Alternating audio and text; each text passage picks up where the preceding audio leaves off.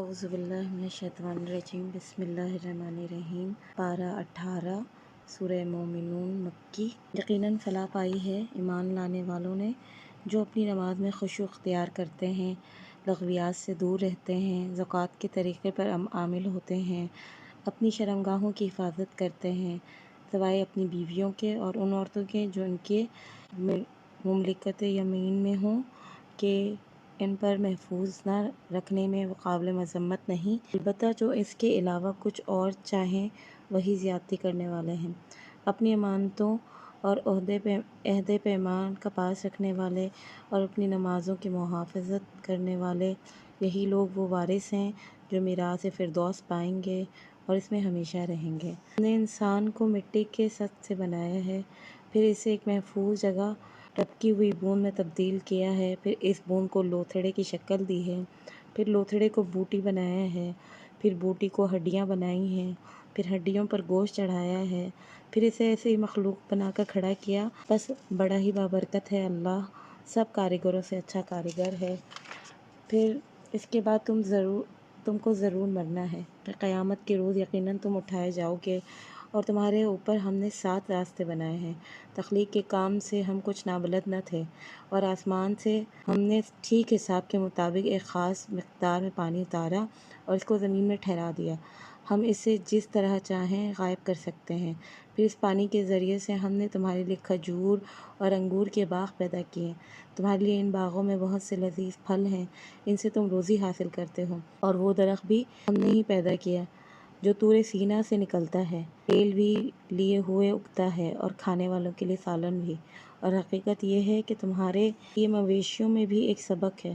ان کے پیٹوں میں جو کچھ ہے ان میں سے ایک چیز یعنی دودھ ہم تمہیں پلاتے ہیں، اور تمہارے لیے ان سے بہت سے دوسرے فائدے ہیں۔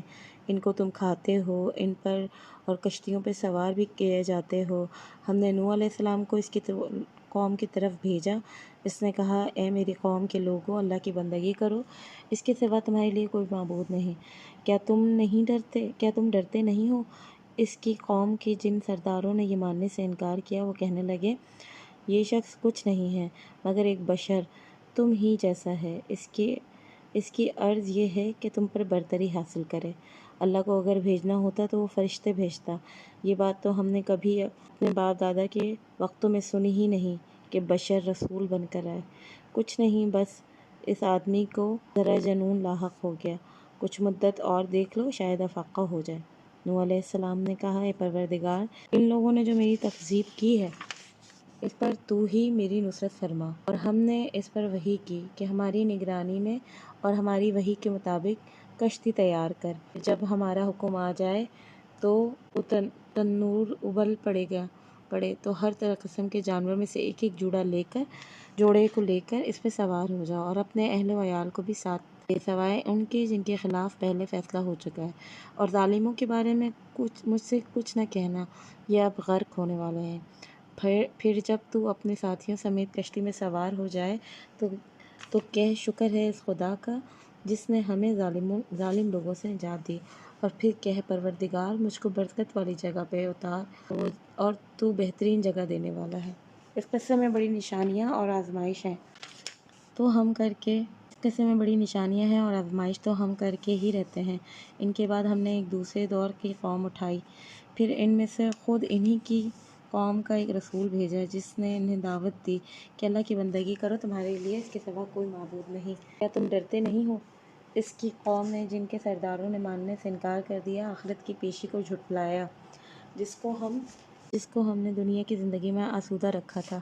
وہ کہنے لگے، یہ شخص کچھ نہیں مگر ایک بشر تم جیسا ہی ہے، جو کچھ تم کھاتے ہو وہی کھاتا ہے اور جو کچھ تم پیتے ہو وہی پیتا ہے۔ اب اگر تم نے اپنے جیسے ہی بشر کی اطاعت قبول کر لی تو تم گھاٹے میں ہی رہو گے۔ یہ تمہیں اطلاع دیتا ہے کہ جب تم مر کر مٹی ہو جاؤ گے اور ہڈیوں کا بنجر بن جاؤ گے تو اس وقت تم قبر سے نکالے جاؤ گے۔ بعید، بالکل بعید، یہ وعدہ جو تم سے کیا جا رہا ہے، زندگی کچھ نہیں ہے مگر بس یہی دنیا کی زندگی، یہی ہم کو مرنا اور جینا ہے، اور ہم ہرگز اٹھائے جانے والے نہیں۔ یہ شخص خدا کے نام پہ محض جھوٹ کر رہا ہے، ہم کبھی اس کو ماننے والے نہیں۔ رسول نے کہا، پروردگار، ان لوگوں نے جو میری تکذیب کی ہے اس پر تو ہی میری نصرت فرما۔ جواب میں ارشاد ہوا، قریب ہے وہ وقت جب یہ اپنے کیے پہ پچھتائیں گے۔ آخرکار ٹھیک ٹھیک حق کے مطابق ایک ہنگامہ عظیم نے ان کو آ لیا اور ہم نے ان کو کچرا بنا کر پھینک دیا۔ دور دور ہو ظالم قوم، پھر ہم نے اس کے بعد دوسری قوم اٹھائی۔ کوئی قوم نہ اپنے وقت۔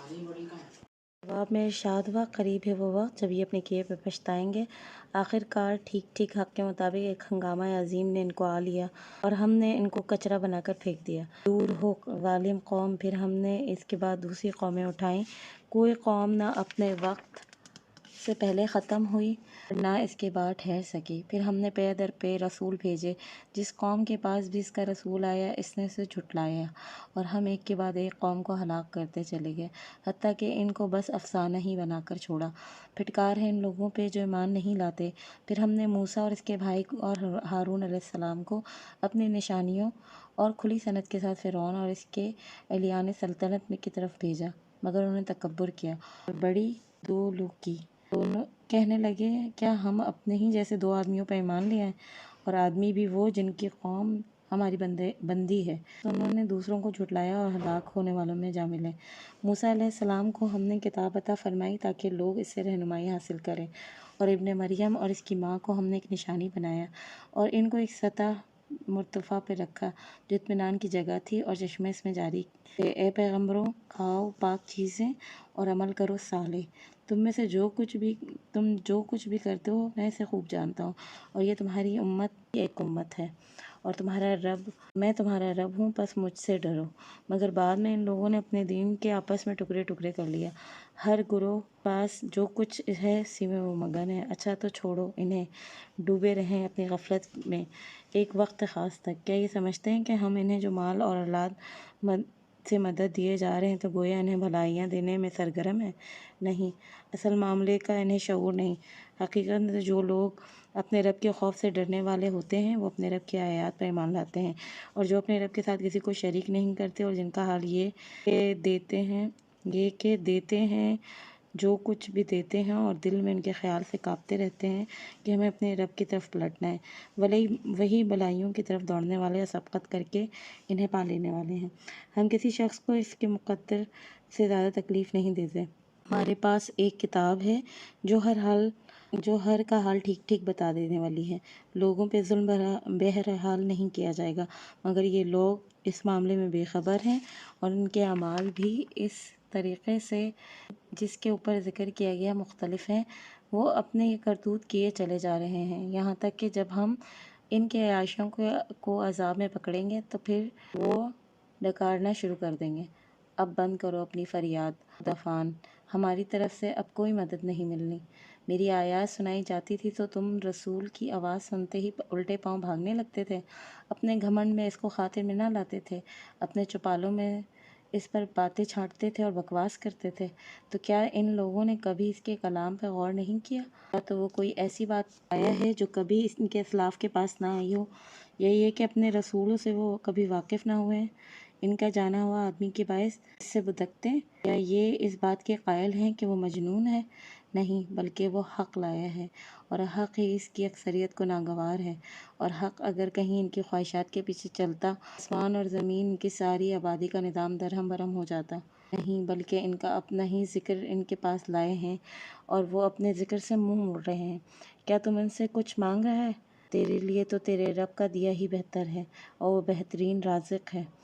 تو ان کو سیدھے راستے کی طرف بلا رہا ہے، مگر یہ لوگ آخرت کو نہیں مانتے، وہ راہ راست سے ہٹ کر چلنا چاہتے ہیں۔ اگر ہم ان پر رحم کریں تو وہ تکلیف جس میں آج کل یہ مبتلا ہیں دور کر دیں تو یہ اپنی سرکشی میں بالکل ہی بہک جائیں گے۔ ان کا حال تو یہ ہے کہ ہم انہیں تکلیف میں مبتلا کیا، پھر بھی یہ اپنے رب کے آگے نہ جھکے اور نہ عاجزی اختیار کی۔ البتہ جب نوبت یہاں تک پہنچ جائے کہ ہم ان پر سخت عذاب کا دروازہ کھول دیں تو یکا تم دیکھو گے اس حالت میں ہر خیر سے مایوس ہیں۔ تو اللہ ہی ہے جس نے تمہیں سننے اور دیکھنے کی قوتیں دی اور سوچنے کا دل دیا، مگر تم لوگ کم ہی شکر گزار ہوتے ہو۔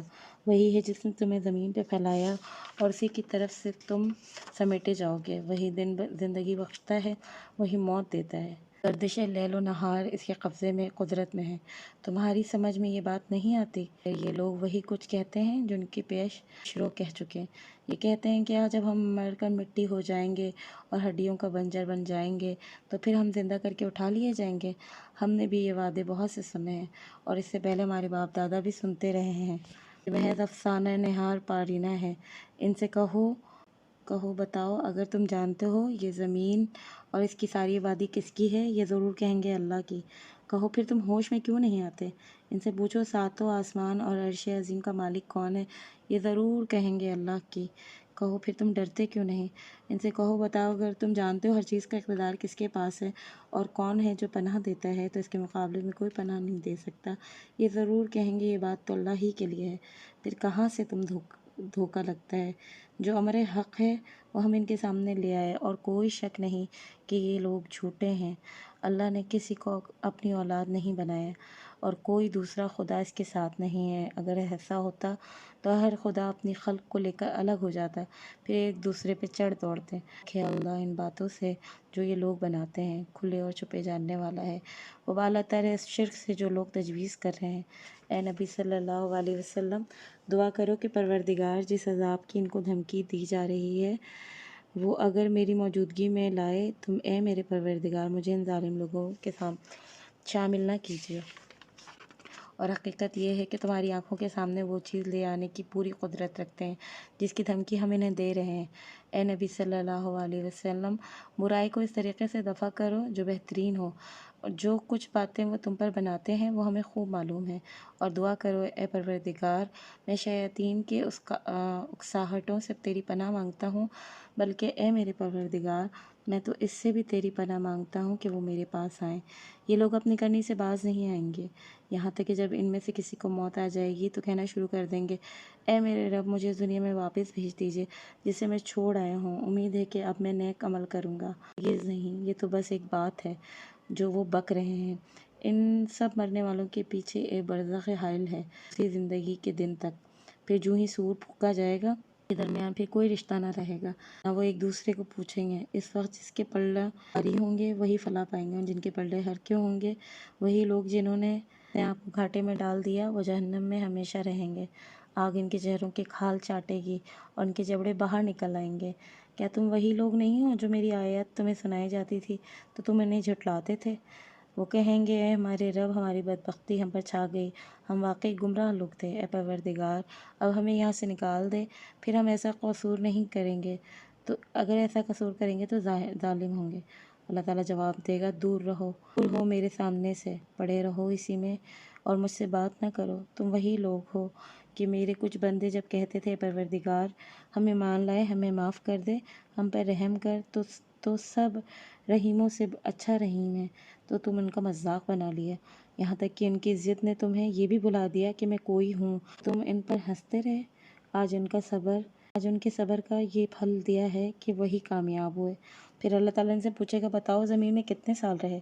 وہ کہیں گے ایک دن یا دن کا کچھ حصہ ہم وہاں ٹھہرے، شمار کرنے والے سے پوچھ لیجئے۔ ارشاد ہوا تھوڑی دیر ٹھہرے ہونا، کاش تم یہ اس وقت جانا ہوتا۔ کیا تم یہ سمجھ رکھا تھا کہ ہم نے تمہیں فضول میں پیدا کیا ہے اور تمہیں ہماری طرف سے کبھی نہیں پلٹنا؟ پس بالاتر ہے اللہ، بادشاہ حقیقی، کوئی اس کے سوا خدا نہیں، مالک ہے وہ عرش کا بزرگ ہے، اور جو کوئی اللہ کے ساتھ کسی کو معبود پکارنے جس کے لیے اس کے پاس کوئی دلیل نہیں تو اس کا حساب اس کے رب کے پاس ہے، ایسے کافر کبھی فلاح نہیں پائیں گے۔ اے نبی صلی اللہ علیہ وسلم، کہو میرا رب درگزر فرمانے والا، رحم کرنے والا ہے اور سب رحیموں سے اچھا ہے۔ اعوذ باللہ من الشیطان الرجیم، بسم اللہ الرحمن الرحیم۔ سورہ نور، سورہ مکی، ایک سورت ہے جس کو ہم نے نازل کیا اور اسے ہم نے فرض کیا ہے۔ اس میں ہم نے صاف صاف ہدایت نازل کی ہے، شاید تم سبق سیکھ لو۔ زانیہ عورت اور زانی مرد دونوں میں سے ہر ایک کو 100 کوڑے مارو، اور ان پر ترس کھانے کا جذبہ اللہ کے دین کے معاملے میں تم کو دامن گیر نہ ہو۔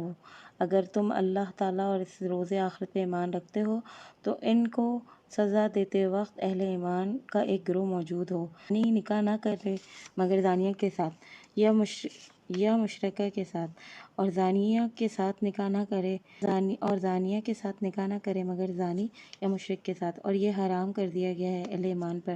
اور جو لوگ پاک دامن عورتوں پر تہمت لگاتے ہیں پھر 4 گواہ لے کر نہ آئے تو ان کو 80 کوڑے مارو، اور ان کی شہادت کبھی قبول نہ کرو، اور وہ خود ہی فاسق ہیں، سوائے ان لوگوں کے جو اس حرکت کے بعد تائب ہو جائیں اور اصلاح کر لیں۔